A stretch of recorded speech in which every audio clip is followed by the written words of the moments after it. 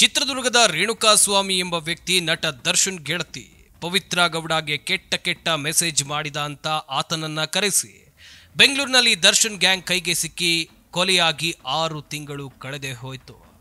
ಮಧ್ಯಂತರ ಜಾಮೀನಿನ ಮೇರೆಗೆ ಹೊರಬಂದಿರೋ ದರ್ಶನ್ ಚಿಕಿತ್ಸೆ ನೆಪದಲ್ಲಿ ಮತ್ತಷ್ಟು ಕಾಲ ದಿನ ಕಳೆಯುವುದಕ್ಕೆ ಇನ್ನಿಲ್ಲದ ಕಸರತ್ತು ಮಾಡ್ತಿದ್ದಾರೆ. ಈಗ ಎಸ್ಪಿಪಿ ಪ್ರಸನ್ನಕುಮಾರ್ ಮಧ್ಯಂತರ ಜಾಮೀನು ರದ್ದು ಮಾಡಬೇಕು, ಜೊತೆಗೆ ದರ್ಶನ್ ಕೊಲೆಯಲ್ಲಿ ನೇರವಾಗಿ ಭಾಗಿಯಾಗಿರೋದ್ರಿಂದ ದರ್ಶನ್ಗೆ ಯಾವುದೇ ಕಾರಣಕ್ಕೂ ರೆಗ್ಯುಲರ್ ಬೇಲ್ ಕೊಡಬಾರದು ಅಂತ ಹೈಕೋರ್ಟ್ನಲ್ಲಿ ವಾದ ಮಂಡಿಸಿದ್ದಾರೆ. ಅವರ ಒಂದೊಂದು ಪಾಯಿಂಟ್ಗೂ ದರ್ಶನ್ ಲಾಕ್ ಆಗೋದು ಫಿಕ್ಸ್ ಎಂಬ ಅನುಮಾನ ದಟ್ಟವಾಗ್ತಿದೆ.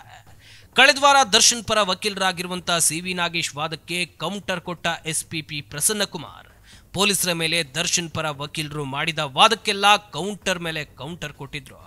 ಹಾಗೆ ಅವರು ಮಾಡಿದ ವಾದದಲ್ಲಿ ಏನೇನು ಪಾಯಿಂಟ್ ಇತ್ತು, ದರ್ಶನ್ ವಿರುದ್ಧ ಯಾವೆಲ್ಲ ಸಾಕ್ಷಿಗಳನ್ನ ಮುಂದಿಟ್ಕೊಂಡು ವಾದವನ್ನ ಮಂಡಿಸಿದ್ರು, ಡೀಟೇಲ್ಸ್ ಇಲ್ಲಿದೆ ನೋಡಿ. ದರ್ಶನ್ ಪರ ವಕೀಲರು ಪೊಲೀಸರ ಮೇಲೆ ಅನುಮಾನ ಪಟ್ಟಿದ್ದಾರೆ ಅಂತ ಪಾಯಿಂಟ್ ಹಾಕಿದ ಎಸ್ಪಿಪಿ ಪ್ರಸನ್ನಕುಮಾರ್, ಪೊಲೀಸರು ರಕ್ತದ ಕಲೆ ಹಾಕಿದ್ರು ಅಂದಿದ್ರು. ಆದ್ರೆ ಸ್ಯಾಂಪಲ್ ಸಂಗ್ರಹಿಸಿದ್ದು ಪೊಲೀಸರಲ್ಲ, ಎಫ್ಎಸ್ಎಲ್ ಹಾಗೇನೆ ಮೆಡಿಕಲ್ ಟೀಮ್ ಅಧಿಕಾರಿಗಳು ಅದನ್ನ ಸಂಗ್ರಹಿಸಿದ್ದಾರೆ. ಜೊತೆಗೆ ಎಫ್ಎಸ್ಎಲ್ ವರದಿಯಲ್ಲೂ ಪೊಲೀಸರ ಯಾವುದೇ ಪಾತ್ರ ಇಲ್ಲ ಅಂತ ಖಡಕ್ ಆಗಿ ವಾದವನ್ನ ಮಂಡಿಸಿದ್ರು. ಹೀಗೆ ಪೊಲೀಸ್ ಬಗ್ಗೆ ಎಸ್ಪಿಪಿ ಸಮರ್ಥಿಸಿಕೊಳ್ತಾ ಇದ್ದಂತೆ ದರ್ಶನ್ ಪರ ವಕೀಲ ಸಿ.ವಿ. ನಾಗೇಶ್ ಕೂಡ ಪ್ರಶ್ನೆ ಮೇಲೆ ಪ್ರಶ್ನೆ ಎತ್ತಿದ್ರು. ಹಾಗೆ ದರ್ಶನ್ ಪರ ವಕೀಲ ಸಿ.ವಿ. ನಾಗೇಶ್ ಏನು ಹೇಳಿದ್ರು ಅಂತ ನೋಡೋದಾದ್ರೆ, ರೇಣುಕಾಸ್ವಾಮಿ ಮೃತದೇಹದಲ್ಲಿ 2.5 ಸೆಂಟಿಮೀಟರ್ ಗಾಯ ಮಾತ್ರ ಪತ್ತೆಯಾಗಿದೆ. ಜೊತೆಗೆ ಮರಣೋತ್ತರ ಪರೀಕ್ಷಾ ವರದಿಯಲ್ಲಿ ಇದನ್ನ ತಿರುಚಲಾಗಿದೆ. ಪ್ರಾಸಿಕ್ಯೂಷನ್ ಜೊತೆ ಸೇರಿ ವೈದ್ಯರು ತಿರುಚಿದ್ದಾರೆ ಅಂತ ಗಂಭೀರ ಆರೋಪವನ್ನ ಮಾಡಿದ್ರು. ಹೀಗಂತ ಸಿ.ವಿ. ನಾಗೇಶ್ ವಾದಕ್ಕೆ ನ್ಯಾಯಾಧೀಶರಾಗಿರುವಂತಹ ವಿಶ್ವಜಿತ್ ಶೆಟ್ಟಿ, ಪ್ರತ್ಯಕ್ಷದರ್ಶಿ ಪುನೀತ್ ಹೇಳಿಕೆ ತಡವಾಗಿ ದಾಖಲಿಸಿದ್ದಕ್ಕೆ ಅಂತ ದರ್ಶನ್ ವಿರುದ್ಧ ವಾದ ಮಾಡ್ತಾ ಇದ್ದ ಪ್ರಸನ್ನಕುಮಾರ್ಗೆ ಪ್ರಶ್ನೆ ಮಾಡಿದ್ದರು. ಇದಕ್ಕೆ ಉತ್ತರ ನೀಡಿದ ಪ್ರಸನ್ನಕುಮಾರ್, ಪ್ರತ್ಯಕ್ಷದರ್ಶಿ ಪುನೀತ್ ಗೋವಾಕ್ಕೆ ಹೋಗಿದ್ರಿಂದ ತಡವಾಗಿದೆ. ಪುನೀತ್ ಗೋವಾಕ್ಕೆ ಹೋಗಿದ್ದ ದಾಖಲೆ ಇದೆ. ಜೂನ್ 19ರಂದು ಹೊರಗಡೆ ಓಡಾಡಿ ಬಂದಿದ್ದ. ತಾನು ಆರೋಪಿಯಲ್ಲಂತ ಗೊತ್ತಾದ ಮೇಲೆ ಹೀಗೆ ಮಾಡಿದ್ದ. ಹೀಗಾಗಿ ಆತನ ಹೇಳಿಕೆ ದಾಖಲು ಮಾಡೋದು ತಡವಾಗಿದೆ. ಇಲ್ಲಿ ಯಾವುದನ್ನು ನಾವು ಸೃಷ್ಟಿ ಮಾಡೋಕ್ ಆಗಿಲ್ಲ. ಎಲ್ಲದಕ್ಕೂ ಸೂಕ್ತ ದಾಖಲೆಗಳಿವೆ. ಮೌಖಿಕ ಹೇಳಿಕೆ ಮಾತ್ರ ಅಲ್ಲ, ಬೋರ್ಡಿಂಗ್ ಪಾಸ್ ಇದೆ. ಅದನ್ನು ಗೋವಾಕ್ಕೆ ಹೋಗಿದ್ದಕ್ಕೆ ಸಿಸಿಟಿವಿ ಸಾಕ್ಷಿ ಕೂಡ ಇದೆ ಅಂತ ವಾದ ಮಂಡಿಸಿದ್ರು.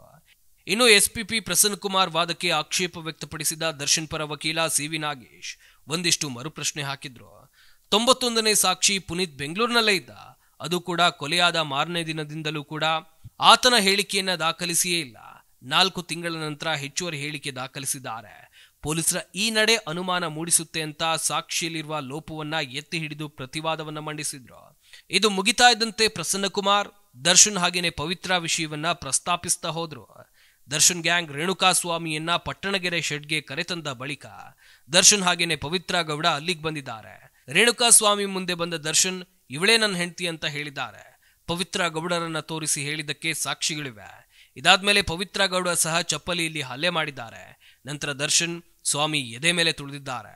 ಪ್ಯಾಂಟ್ ಬಿಚ್ಚಿಸಿ ಆತನ ಮರ್ಮಾಂಗಕ್ಕೆ ಒದ್ದಿದ್ದಾರೆ. ದರ್ಶನ್ ಹಲ್ಲೆ ಮಾಡಿದ್ದಕ್ಕೆ ಪುನೀತ್ ಪ್ರತ್ಯಕ್ಷ ಸಾಕ್ಷಿ ಅಂತ ಹೇಳಿ ದರ್ಶನ್ ಹಾಗೇನೆ ಅವರ ಪರ ವಕೀಲರಿಗೆ ಬಿಗ್ ಶಾಕ್ ಕೊಟ್ರು. ಇದಾದ್ಮೇಲೆ ದರ್ಶನ್ ಪರ ವಕೀಲ ಸಿ.ವಿ. ನಾಗೇಶ್ ದರ್ಶನ್ ಆರೋಗ್ಯದ ವಿಷಯದಲ್ಲಿ ಎದ್ದಿದ್ದ ಅನುಮಾನದ ಬಗ್ಗೆ ಎಳಿಯಾಗಿ ಮಾಹಿತಿಯನ್ನು ಕೊಟ್ರು. 40 ದಿನ ಮಧ್ಯಂತರ ಜಾಮೀನು ನೀಡಿದ ಮಾತ್ರಕ್ಕೆ ಡಾಕ್ಟರ್ಗೆ ಬೇಗ ಸರ್ಜರಿ ಮಾಡಿ ಅಂತ ಹೇಳೋದಕ್ಕೆ ಆಗೋದಿಲ್ಲ. ಚಿಕಿತ್ಸೆ ಬಗ್ಗೆ ವೈದ್ಯರು ನಿರ್ಧಾರ ಮಾಡ್ತಾರೆ. ನಾನು ಮಧ್ಯಂತರ ಜಾಮೀನಿನ ಮೇಲೆ ಇದ್ದೇನೆ, ಬೇಲ್ ಮುಗಿದು ಬಿಡುತ್ತೆ, ಬೇಗ ಆಪರೇಷನ್ ಮಾಡಿ ಅಂತ ದರ್ಶನ್ ಹೇಳೋಕ್ ಆಗೋದಿಲ್ಲ. ಡಿಸೆಂಬರ್ 11ಕ್ಕೆ ಆಪರೇಷನ್ ಡೇಟ್ ನಿಗದಿ ಮಾಡಲಾಗಿದೆ. ಈಗ ಫಿಸಿಯೋಥೆರಪಿ ವ್ಯಾಯಾಮ ಮಾಡಿಸಲಾಗ್ತಾ ಇದೆ. ಡಾಕ್ಟರ್ ಹೇಳಿದಂತೆ ಆಪರೇಷನ್ ಮಾಡಿಸಬೇಕು ಅಂತ ವಾದವನ್ನ ಮಂಡಿಸಿದ್ರು. ಈ ವಾದ ಪ್ರತಿವಾದ ಆಲಿಸಿದ ನ್ಯಾಯಮೂರ್ತಿ ವಿಶ್ವಜಿತ್ ಶೆಟ್ಟಿ ದಿನಾಂಕ ನಿಗದಿಪಡಿಸದೆ ತೀರ್ಪು ಕಾಯ್ದಿರಿಸಿದ್ದಾರೆ. ಹೀಗಾಗಿ ಕೋರ್ಟ್ನಿಂದ ಮುಂದಿನ ಆದೇಶ ಬರೋವರೆಗೂ ದರ್ಶನ್ಗೆ ಮಧ್ಯಂತರ ಜಾಮೀನು ವಿಸ್ತರಣೆ ಆಗಲಿದೆ. ಆದರೆ ದರ್ಶನ್ ರೆಗ್ಯುಲರ್ ಬೇಲ್ ಸಿಗೋದೇ ಅನುಮಾನ.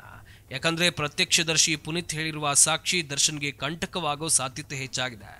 ಹೀಗಾಗಿ ಹೈಕೋರ್ಟ್ನಲ್ಲಿ ದರ್ಶನ್ಗೆ ಬೇಲ್ ಸಿಗೋದು ಬಹುತೇಕ ಡೌಟ್ ಅಂತ ಹೇಳಲಾಗ್ತಾ ಇದೆ.